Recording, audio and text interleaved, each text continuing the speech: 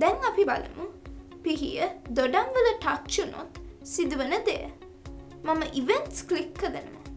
දැන් when touches block එක මේ විදිහට drag කරනවා. දැන් පළවෙනි ඊතලේ ක්ලික් කරලා පිහිය තේරුවා. දෙවෙනි ඊතලේ ක්ලික් කරලා දොඩම් තේරුවා. දැන් මම world ක්ලික් කරා.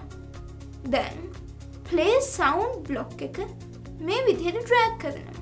දැන් choose මත ක්ලික් කරලා නැවත choose මත ක්ලික් කරන්න.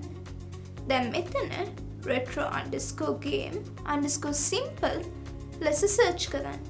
දැන් මේ sound එක මත ක්ලික් කරන්න. දැන් choose මත ක්ලික් කරන්න. දැන් නැවත මම sprites ක්ලික් කරනවා.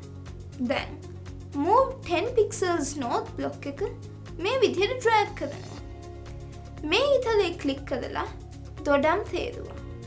මෙතන මම 500 කියලා ටයිප් කරා. දිශාව මම east ලෙස තේරුවා.